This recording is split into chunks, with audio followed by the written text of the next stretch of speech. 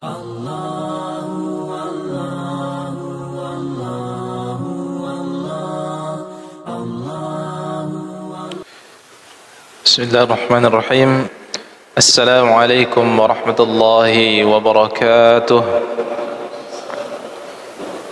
Alhamdulillahi rabbil alamin, hamdan yaliku bijalalihil karim wa 'izami sultanih.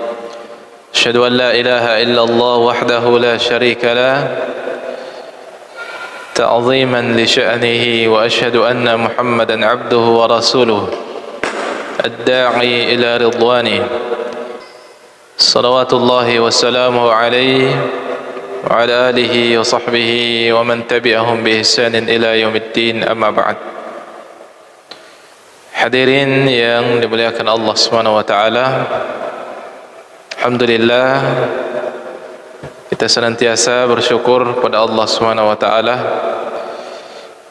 atas segala nikmat yang Allah Subhanahu wa taala karuniakan kepada kita yang begitu banyak, yang kata Allah Subhanahu wa taala dalam firman-Nya, wa in ta'uddu ni'matallahi la tuhsuha. Ya, jika kalian hendak menghitung berapa nilai, berapa nikmat yang Allah telah berikan kepada kalian, la tuhsuha, maka sungguh kalian tidak akan sanggup untuk menghitungnya. Akan tetapi Allah Maha Pengasih, Maha Penyayang kepada hambanya. Allah tidak akan meminta kepada hambanya melebihi batas yang dia mampu.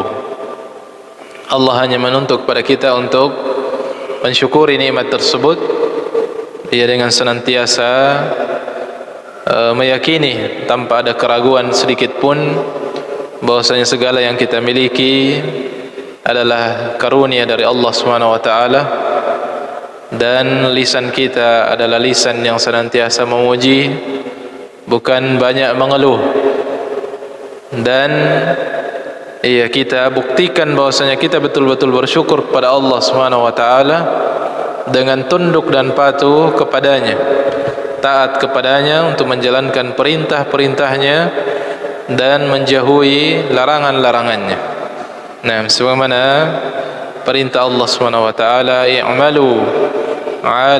i'malu ala Dawud syukra, dan beramallah, nah, wahai keluarga Nabi Daud, sebagai wujud kesyukuran.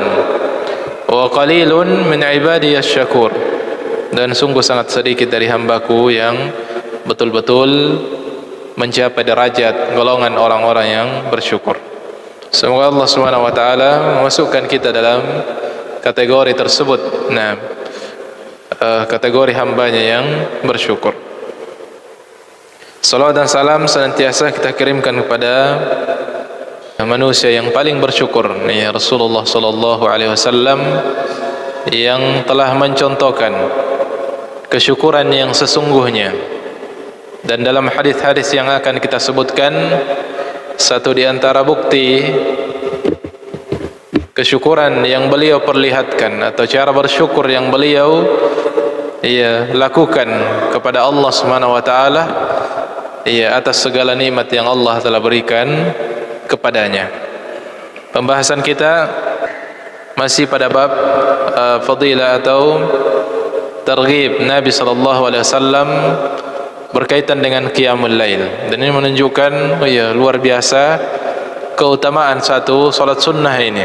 Nah, salat sunnah yang keutamaannya sangat-sangat banyak. Nah, atau hadis-hadis yang menyebutkannya begitu banyak. Dibanding dengan salat sunnah yang lainnya. Salat qiyamul lail inilah salat sunnah yang paling banyak dalil yang menyebutkan tentangnya, yang menunjukkan keutamaan yang luar biasa yang ada pada qiyamul lail ini. Maka tentu menjadi perhatian bagi kita untuk berupaya untuk mewujudkan amalan yang mulia ini, meskipun tidak mudah, kecuali dengan taufik dari Allah Subhanahu wa taala. Tetapi kita senantiasa berusaha, kita senantiasa berniat, berusaha untuk kemudian bisa menjadi orang yang qawwamah, menjadi orang yang senantiasa istiqamah menjaga qiyamul lail. Dan itu butuh proses. Iya, butuh proses, butuh kesungguhan, butuh doa, butuh upaya. Dan salah satu di antara bentuk upayanya yang sangat penting adalah menelaah keutamaannya. Iya, membuka-buka tentang keutamaan qiyamul lail. Iya, karena tidak ada yang bisa mendorong untuk kita kemudian semangat dalam mengerjakan hal tersebut jika kita tidak mendalami bagaimana keagungan dan keutamaan ibadah tersebut. Ya, maka dengan momen ini, kita membaca, mengulang, mengkaji keutamaannya, ini adalah bagian dari upaya. Ya, bagian dari upaya untuk kemudian bisa menjadi seorang hamba yang mendapatkan taufik untuk menjaga qiyamul lail. Dan ya Allah Subhanahu wa taala telah menegaskan, ya man jahada fina lanahdiyannahum subulana. Ya, siapa yang betul-betul bersungguh-sungguh berada di atas jalan kami, maka kami akan tunjukkan jalan. Ya, siapa yang betul-betul berniat dan bersungguh-sungguh untuk kemudian mau menjadi hamba yang menjaga qiyamul lailnya, maka nanti Allah akan memberikan taufik padanya untuk menjadi seorang hamba yang menjaga qiyamul lailnya. Baik, kita lanjutkan untuk membaca hadis-hadis tersebut. Hadis yang lalu, yang terakhir, keutamaan yang disebutkan adalah keutamaan bahwasanya di dalam syurga, Nabi SAW mengabarkan anna fil jannah ghurafan. Bahwasanya di surga itu ada ghurfah, ada kamar. Dalam riwayat yang lain disebutkan jama' ghuraf. Artinya banyak, kamar khusus. Kamar khusus yang disiapkan bagi orang yang menjaga qiyamul lail atau mengamalkan beberapa amalan, salah satunya adalah menjaga qiyamul lail. Itu sudah kita sebutkan. Sekarang beberapa hadis yang semakna. Beberapa hadis yang semakna kita pilihkan salah satu di antaranya atau kita bacakan secara cepat. Hadis yang mengabarkan satu keutamaan atau satu keutamaan qiyamul lail ketika Nabi sallallahu alaihi wasallam mengerjakannya dengan begitu bersungguh-sungguh, menjaga qiyamul lail tersebut. Sampai Nabi SAW mengerjakannya, dalam pandangan para sahabat atau orang yang melihatnya sudah mengatakan ini sudah melampaui batas Nabi kita SAW dalam mengerjakan qiyamul lail. Di mana diriwayatkan dari Mughirah bin Syu'bah atau beberapa sahabat yang meriwayatkan hadis yang semakna dengan hadis ini. Di antaranya juga Aisyah radhiyallahu taala anha juga meriwayatkan annahu qala, Mughirah meriwayatkan bahwasanya beliau qama an-nabi sallallahu alaihi wasallam, adalah Nabi sallallahu alaihi wasallam mengerjakan qiyamul lail, bangun mengerjakan salat lail, salat malam, salat tahajud, hatta tawarramat qadamahu, sampai bengkak kedua kakinya. Faqila lahu, lalu tentu hal ini mengundang pertanyaan para sahabat.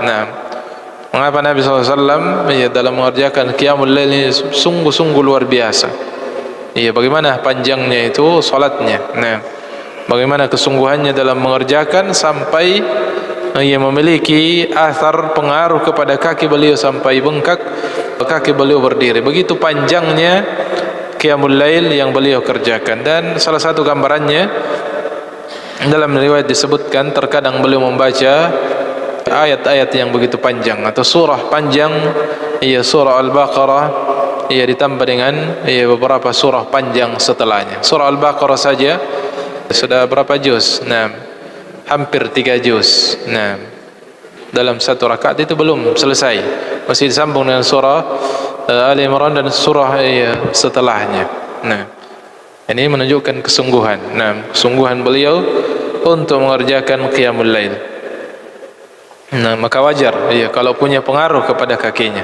Maka mengundang pertanyaan, faqila lahu, maka ditanyakan kepada beliau, qad ghafara Allahu laka ma taqaddama min dhanbika wa ma ta'akhkhar. Bukankah Allah telah mengampuni untukmu dosamu yang telah lalu dan yang akan terjadi, dijaga. Nah, diampuni yang telah berlalu. Nah, dan yang akan datang pun beliau dijaga dari dosa dan diampuni. Qal, satu alasan beliau dari semua riwayat yang ada, beliau hanya memberikan satu alasan mengapa beliau kerjakan itu. Afala akunu abadan syakura. Dalam riwayat Aisyah beliau mengatakan, afala uhibbu an akuna abadan syakura. Nah, apakah tidak pantas untuk saya menjadi hamba yang bersyukur. Ini menunjukkan tadi dari apa yang kita sebutkan muqaddimah tadi, bahwasanya bentuk kesyukuran yang paling tinggi adalah dengan ketundukan dan ketaatan kepada Allah Subhanahu wa taala untuk menjalankan perintahnya dan menjauhi larangannya. Dan secara khusus beliau wujudkan kesyukuran beliau kepada Allah Subhanahu wa taala terhadap nikmat paling besar yang beliau dapatkan dalam bentuk ampunan Allah Subhanahu wa taala kepadanya, dan ini tentu nikmat yang paling besar. Nah, melebihi semua nikmat duniawi yang diberikan kepada seorang hamba.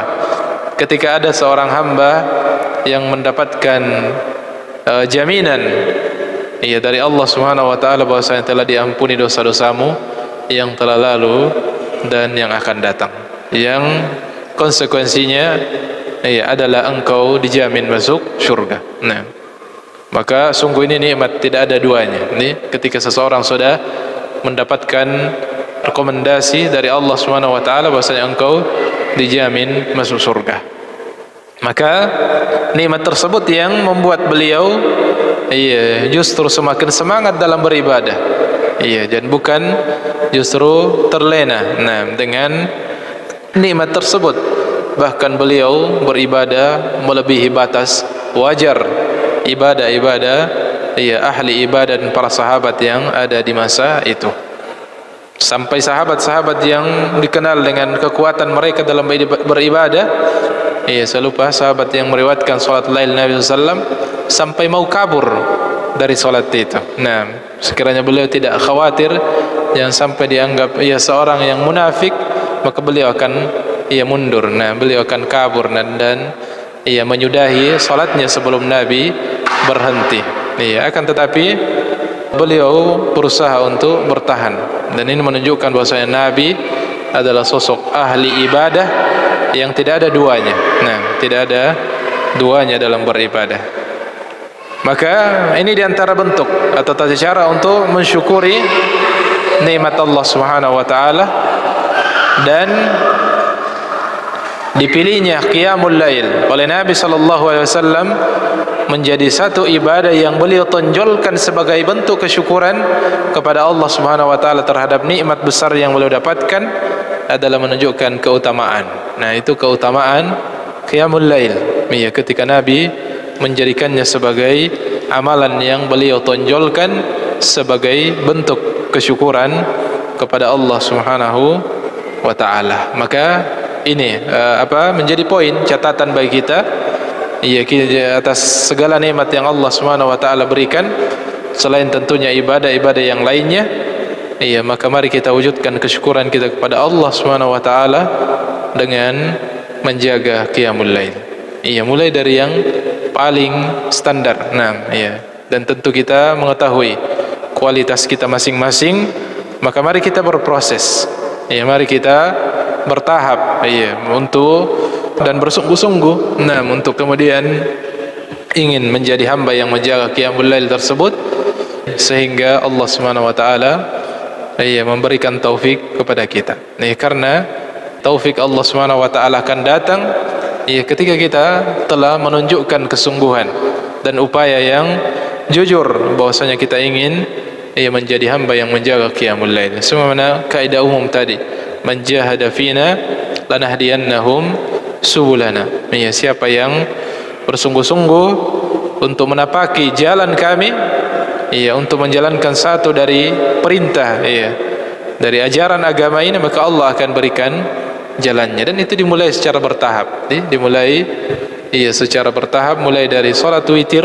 Kita tidak lepas salat witir, apakah setelah tidur atau sebelum tidur atau ba'da salat isya, minimal 1 rakaat, untuk kemudian kita sudah terlepas dari kategori minal ghafilin. Sebagaimana dalam hadis-hadis yang pernah kita sebutkan, bahwasanya siapa yang qiyamul lail minimal salat witir dengan 10 ayat, dengan 10 ayat, lam tuktab minal ghafilin fi tilkal lailah, atau kama qala sallallahu alaihi wasallam, maka dia sudah tidak dicatat sebagai orang-orang lalai di malam itu. Maka minimal witir 1 rakaat, Al-Fatihah 7 ayat, tambah surah yang paling pendek, maka Al-Ikhlas atau yang lainnya, sudah cukup 10 ayat. Maka minimal standar itu yang paling minimal. Ditambah lagi dan diproses secara bertahap, dimulai dari sebelum tidur kita witir, kemudian berupaya sebelum azan subuh kita bangun untuk 2 rakaat, kemudian 4 rakaat dan seterusnya. Semuanya butuh diproses. Beberapa hadis menyebutkan dan beberapa redaksi hadis yang mirip dengan hadis yang tadi, bahwasanya Rasulullah mengerjakan qiyamul lail dengan sungguh-sungguh tersebut sebagai wujud kesyukuran kepada Allah Subhanahu wa taala. Kemudian hadis yang berikutnya, hadis yang sahih dengan keutamaan qiyamul lail yang lainnya. An Abdullah bin Amr bin Al-As, diriwayatkan dari sahabat yang mulia Abdullah bin Amr bin Al-As radhiyallahu taala anhuma, anna Rasulullah sallallahu alaihi wasallam qala, bahwasanya Nabi sallallahu alaihi wasallam bersabda, ahabbus salati ila Allah salatu Daud. Salat yang paling dicintai oleh Allah Subhanahu wa taala setelah salat fardu tentunya. Setelah salat fardu adalah salatu Daud. Adalah tata cara salat Nabi Daud. Tata cara qiyamul lail Nabi Daud. Wa ahabbus siyami ila Allah siyamu Daud. Dan puasa sunnah yang paling dicintai oleh Allah Subhanahu wa taala adalah puasa sunnah metode puasa Nabi Daud. Kana yanamu, kata Nabi SAW, bagaimana tata cara salat sunnah Nabi Daud alaihi salam atau qiyamul lail Nabi Daud alaihi salam. Kana yanamu nisfal lail, adalah beliau tidur 1/2 malam. 1/2 malam beliau tidur, tinggal dibagi 2. Kalau maghrib, dari waktu maghrib sampai terbitnya fajar dilihat, 1/2. 1/2 malam, atau setengah dari malam beliau istirahat tidur. Wa yaqumu thulutsahu, kemudian beliau bangun di 1/3 malam, atau 1/3 malam beliau gunakan untuk qiyamul lail. Dan ini waktu yang paling mulia dari penggalan malam, adalah 1/3 malam terakhir. Wa yanamu sudusahu, setelah itu tidur lagi 1/6-nya. Atau secara singkatnya, bagi kita, tidur dulu di awal malam, nanti di 1/3-nya atau setelah lewat dari tengah malam, mulai bangun beribadah dan tidur lagi sejenak sebelum masuk salat subuh. Sebelum masuk salat subuh. Dan itu yang dipraktikkan oleh Nabi sallallahu alaihi wasallam. Qiyamul lail beliau Iya, seperti itu. Nah, jadi beliau tidur di awal malam, tentu kecuali pada kondisi-kondisi tertentu yang mengharuskan beliau begadang, tetapi secara umum beliau tidur cepat. Nah, beliau tidur cepat, kemudian bangun di sepertiga malam, beliau beribadah, kemudian sedikit ada waktu sebelum beliau memimpin salat subuh atau sebelum masuk waktu subuh, beliau tidur lagi. Nah, beliau tidur lagi, dan ini cara yang paling tetap membuat kita semangat di waktu subuh dan pagi hari. Nah, ya, tetap kuat dalam beraktivitas di pagi hari. Nah,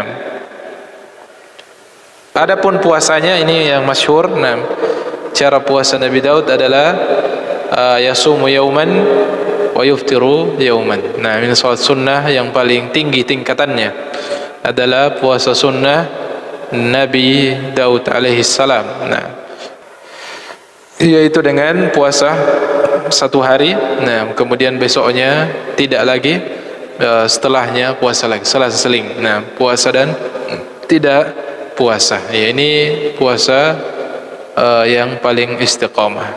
Dan yang paling terbaik adalah mana yang kita bisa istiqamah.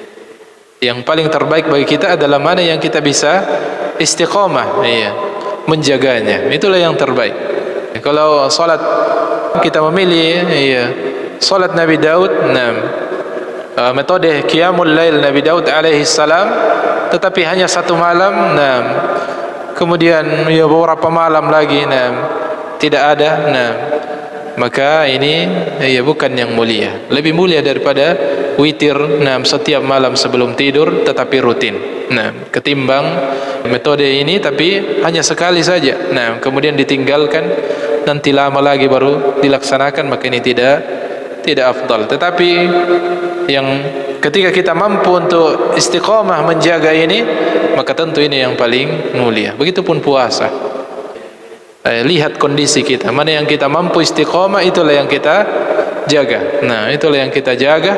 Ya, jangan langsung ya baru mau mulai langsung puasa Nabi Daud. Nah, belum pernah melatih dengan puasa Senin Kamis, ya, puasa 3 hari setiap bulannya Ayyamul Bid, langsung memilih opsi tertinggi, nah, puasa Nabi Daud. Nah, mudah-mudahan bisa istiqamah. Tetapi kalau tidak, maka pilih yang mana yang kita mampu istiqamah, itulah yang paling afdal berdasarkan keumuman Nabi, sabda Nabi SAW, ahabbul a'mali ilallah, sebaik-baik ibadah atau yang paling dicintai ibadah di sisi Allah Subhanahu wa taala, adwamuha wa inqal, adalah ibadah-ibadah yang istiqamah, ibadah-ibadah yang rutin meskipun sedikit. Nih, meskipun sedikit hal tersebut. Kemudian hadis yang berikutnya, hadis sahih juga. Nah, an Jabir radhiyallahu taala anhu, diriwayatkan oleh Jabir bin Abdullah radhiyallahu taala anhu, beliau meriwayatkan sami'tu Rasulullah sallallahu alaihi wasallam yaqul, bahwasanya aku mendengarkan Nabi sallallahu alaihi wasallam bersabda, inna fil laili la sa'atan la yuwafiquha rajulun muslimun yas'alullaha khairan min amri dunya wal akhirah illa a'tahu Allahu iyyah. Inna fil laili la sa'ah, sesungguhnya dalam pada waktu malam itu ada masa, ada waktu yang mustajab. Nah, ada waktu yang sangat mustajab. La yuwafiquha rajulun muslimun, tidak ada seorang muslim yang bertepatan dengan waktu tersebut. Dia yas'alullaha khaira, ya, dia meminta kepada Allah Subhanahu wa taala kebaikan pada penggalan waktu tersebut, pada durasi waktu yang mustajab tersebut, min amri dunya, baik dalam urusan dunia, wal akhirah, ataupun untuk perkara akhirat, illa a'tahu Allahu iyyah, kecuali Allah akan memberikannya. Nah, iya, ini menunjukkan, iya, Allah Subhanahu wa taala mengistimewakan sebagian waktu dari sebagian yang lainnya. Dalam satu malam, mulai dari maghrib, ya, sampai terbit fajar, ada durasi waktu khusus yang istimewa. Dalam hadis ini belum belum disebutkan secara detail. Iya, dalam hadis ini belum disebutkan yang mana waktu itu. Nah, masih disebutkan secara umum bahwasanya ada dalam durasi malam itu ada waktu yang mustajab, yang siapa yang meminta pada waktu tersebut Allah pasti akan mengabulkannya. Dan ini juga menunjukkan bahwasanya dalam waktu-waktu doa kita dan termasuk dalam momen-momen mustajab, meminta perkara dunia adalah sesuatu yang dianjurkan, dan meminta perkara akhirat tentu juga sesuatu yang paling dianjurkan. Dua-duanya adalah hal yang perlu kita minta kepada Allah Subhanahu wa taala. Hal yang perlu kita minta agar diberikan kebaikan pada urusan dunia kita, dan kebaikan pada urusan akhirat kita. Dan doa yang paling terbaik yang Rasulullah SAW sebutkan dan yang paling banyak beliau panjatkan adalah doa yang menggabungkan dua hal tersebut, kebaikan dunia dan kebaikan akhirat. Dan inilah kebahagiaan atau derajat manusia muslim beriman yang paling terbaik, ketika dia mendapatkan dua kebahagiaan. Bahagia di kehidupan dunianya dan bahagia di kehidupan akhiratnya. Dia mampu untuk mewujudkan nikmat dari Allah Subhanahu wa taala, kehidupan dunia yang bahagia, dan juga tentu yang paling penting adalah kehidupan akhirat. Kehidupan kebahagiaan di akhirat. Illa a'tahu Allahu iyyah, maka kecuali Allah pasti akan berikan kepadanya. Ini waktu yang mustajab. Wa dzalika kulla laila, dan kesempatan ini berulang setiap malamnya. Setiap malam itu diulang, kesempatan itu berulang. Maka tentu ini adalah kesempatan yang istimewa yang harus dikejar bagi orang-orang yang beriman pada Allah Subhanahu wa taala. Dan waktu tersebut berdasarkan riwayat yang lain adalah sulusal lail al-akhir, adalah sepertiga malam terakhir. Hinama yanzilu Allah tabaraka wa ta'ala ila sama'id dunya, yaitu ketika Allah Subhanahu wa ta'ala di sepertiga terakhir, sepertiga malam terakhir, Allah Subhanahu wa ta'ala dalam riwayat disebutkan yanzilu ila sama'id dunya, Allah turun ke langit dunia, dan ia mengatakan pada hamba-hambanya, man yas'aluni, siapa yang meminta kepada aku maka aku akan berikan kepadanya. Man yastaghfiruni fa aghfirulah, siapa yang memohon ampun maka aku akan ampuni dosanya, dan siapa yang meminta tolong aku akan berikan pertolongan kepadanya. Ini disebutkan secara detail atau secara khusus bahwasanya dari waktu malam yang paling mulia, dan itulah yang disebut dengan waktu yang mustajab. Yang paling mustajab adalah sepertiga malam terakhir. Sepertiga malam terakhir. Bagaimana menentukan sepertiganya? Dibagi dari waktu malam itu. Durasi waktu malam tinggal lihat kapan waktu maghrib, kemudian kapan waktu fajar. Bagi tigalah waktu tersebut, maka bagian akhirnya adalah sepertiga malam terakhir yang paling mustajab. Kemudian ini keutamaan yang lain dari qiyamul lail, khususnya yang mampu mengerjakannya pada waktu yang terbaik. Maka ini juga waktu yang paling terbaik untuk qiyamul lail.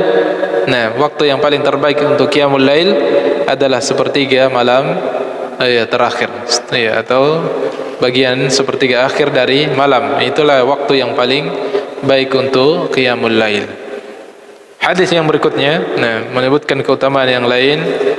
An Abi Umamah al-Bahili hasan li ghairihi, derajat hadisnya dari sahabat yang mulia Abu Umamah al-Bahili radhiyallahu anhu, anin Nabi sallallahu alaihi wasallam qala, dari Nabi sallallahu alaihi wasallam beliau meriwayatkan, Alaikum biqiyamil lail.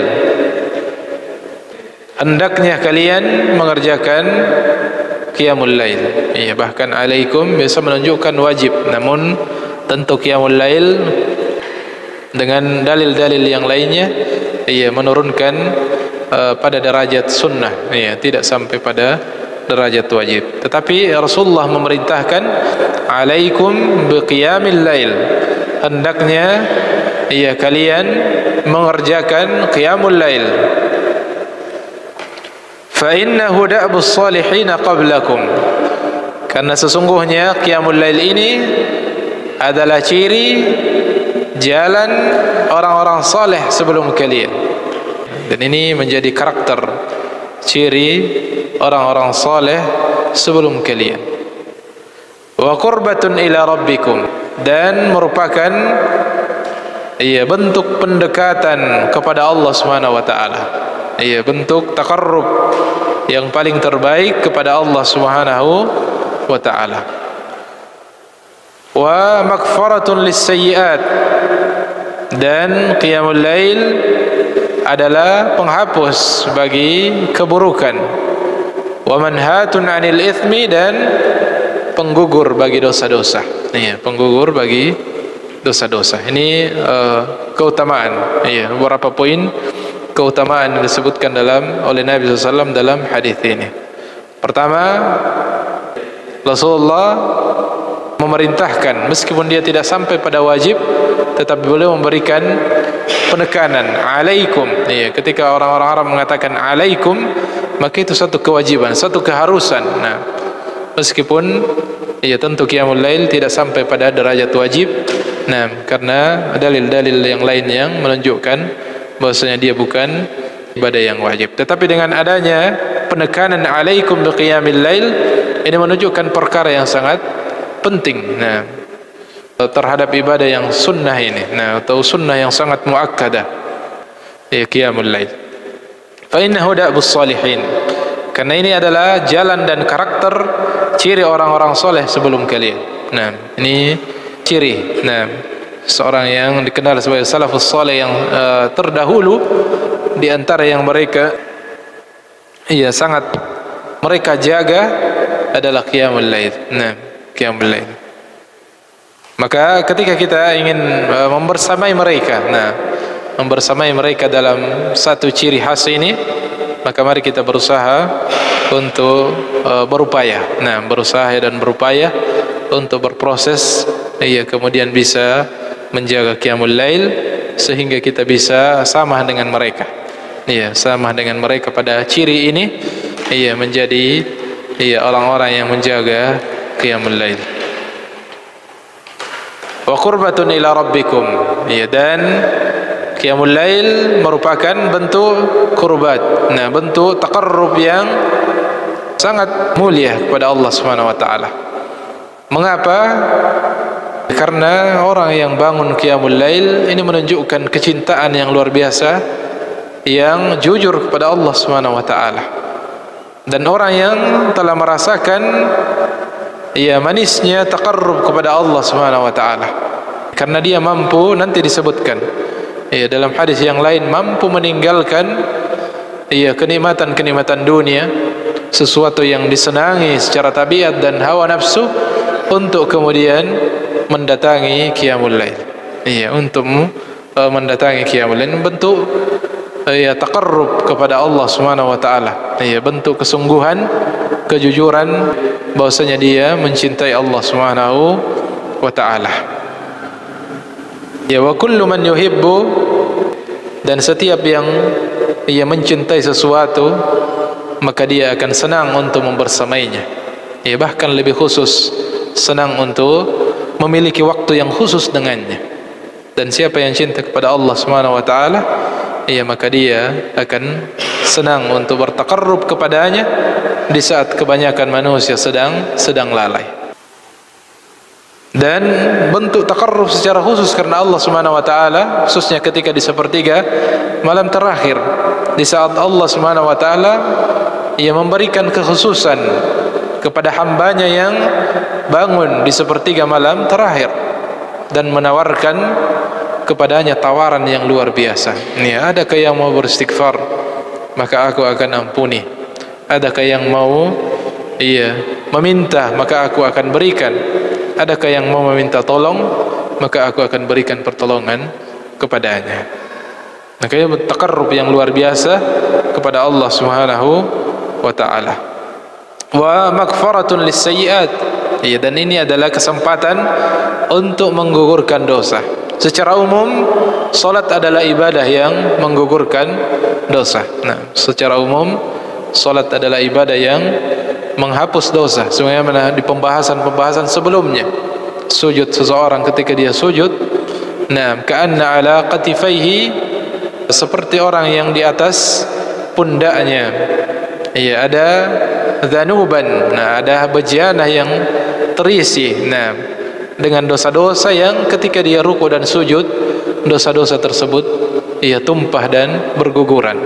Nah, maka setiap ibadah, setiap salat adalah penggugur dosa. Nah, penggugur dosa-dosa kita, terlebih lagi di qiyamul lail yang disebutkan secara khusus bahwasanya Allah memberikan tawaran pada orang-orang yang bangun di sepertiga malam terakhir untuk diampuni dosa-dosanya. Wa manhatun anil ithmi, ini kurang lebih sama, dan penggugur, penghapus dari dosa dan kesalahan. Ini keutamaan yang lain yang didapatkan dalam qiyamul lail. Dan hadis yang berikutnya adalah motivasi Nabi SAW untuk menghidupkan qiyamul lail dalam rumah tangga. Secara khusus, dalam rumah tangga Nabi SAW memotivasi untuk kita bertawun dengan pasangan kita, dan bisa berlaku kepada semua yang ada di rumah kita, untuk kemudian bertawun untuk bisa qiyamul lail. An Abi Hurairah, hadis yang hasan, diriwayatkan oleh Abu Hurairah radhiyallahu taala anhu,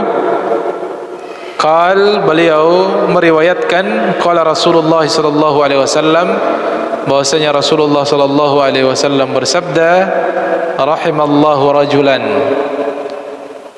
semoga Allah merahmati seorang lelaki, qama minal lail, yang bangun untuk salat lail, wa aiqadha imra'atahu, lalu dia membangunkan istrinya. Fa in abad, ketika dia enggan untuk bangun, nadha fi wajhiha alma, maka dia kemudian memercikkan pada wajahnya air agar dia terbangun. Ini motivasi untuk menghidupkan qiyamul lail dalam rumah tangga. Seorang suami, jika dia adalah orang yang telah diberikan taufik oleh Allah Subhanahu wa taala untuk mampu bangun di malam hari, maka dia harus berupaya untuk kemudian menularkan kebaikan itu kepada istrinya dengan membangunkannya. Nah, membangunkan agar bisa qiyamul lail juga. Dan sebaliknya, wa rahimallahu imra'atan, dan semoga Allah merahmati seorang wanita, seorang istri, qamat minal lail, yang bangun qiyamul lail, fasallat, bangun di malam hari, fasallat, kemudian dia salat, wa aiqadhat zawjaha, dan membangunkan suaminya, fa in aba nadhat fi wajhihi alma, ketika suaminya enggan, berat untuk bangun, maka dia memercikkan air di wajahnya. Nah, ini sering diistilahkan, inilah romantis, orang-orang saleh. Nah, membangunkan untuk qiyamul lail, momen romantis pasangan yang saleh. Dan ini menunjukkan boleh jadi ada yang istrinya lebih kuat dalam qiyamul lail daripada suaminya. Boleh jadi. Dan itu mungkin yang banyak, istri lebih mudah untuk kuat bangun qiyamul lail, dan semestinya yang idealnya adalah suami. Disebutkan lebih awal suami karena memang idealnya adalah suami yang menjadi teladan, menjadi contoh dalam rumah tangga, yang kemudian membimbing dan memberikan pengaruh dan contoh yang positif kepada pasangannya dan kepada orang-orang yang ada di rumahnya, termasuk dalam hal qiyamul lail. Maka ini menjadi satu program dalam rumah tangga, menjadi satu agenda yang harus berupaya untuk kita hidupkan dalam rumah kita. Kita hidupkan dengan qiyamul lail dan kita saling berta'awun, wa ta'awanu 'alal birri wat taqwa, saling berta'awun dalam rumah tangga untuk kemudian bisa menjadikan rumah kita rumah yang diterangi dan diwarnai dengan qiyamul lail. Nah, taib, karena waktu sudah masuk, kita cukupkan. Masih banyak hadis-hadis seputar qiyamul lail. Nah, masih akan kita lanjutkan pada pertemuan atau mungkin satu kali lagi pertemuan yang akan datang. Kita sebutkan hadis-hadis berkaitan dengan hal tersebut. Semoga menambah semangat kita, motivasi kita untuk berniat dan bertekad untuk menjaga satu ibadah sunnah ini yang muakkadah namun sangat-sangat mulia, memiliki keutamaan yang luar biasa di sisi Allah Subhanahu wa taala. Kita tutup dengan doa kafaratul majelis. Nah, ada pertanyaan? Fadhal. Taib. Masing-masing ada dalil yang mendukung. Masing-masing ada dalil yang mendukung. Ketika kita memperbanyak rakaat salat, tentu ada keutamaan yang lain. Dari sisi sujud dan ruku yang tentu lebih banyak. Nah, tetapi ketika kita melihat kepada praktek Nabi sallallahu alaihi wasallam, maka beliau lebih banyak memanjangkan salat di qiyamul lail. Pada qiyamul lail, dari riwayat-riwayat yang menyebutkan tentang salat lail Nabi SAW, beliau memperbanyak, memanjangkan qiyamul lail. Ada yang memanjangkan dengan memang panjang bacaannya, ada juga yang diriwayatkan dari beliau tidak panjang yang dibaca tetapi diulang-ulang terus. Yang paling intinya adalah mana yang paling membawa kita pada khusyuk. Yang paling intinya adalah mana yang membawa kita pada kekhusyuan, itulah yang paling afdal. Karena nilai salat yang paling menentukan adalah kekhusyuannya. Mana yang bisa membuat kita paling khusyuk, maka itulah yang paling terbaik. Dan kita tentu masing-masing mengetahui kemampuan kita. Jangan sampai kita paksakan surah Al-Baqarah tetapi tersiksa dan hilang kekhusyuan. Maka lebih baik kita baca surah-surah pendek dengan kekhusyuan yang tetap terjaga. Wallahu taala a'lam. Taib. Kita tutup dengan doa kafaratul majlis. Subhanakallahumma bihamdik, asyhadu an la ilaha illa anta, astaghfiruka wa atubu ilaik. Wa akhiru da'wana alhamdulillahirabbil alamin. Wassalamualaikum warahmatullahi wabarakatuh.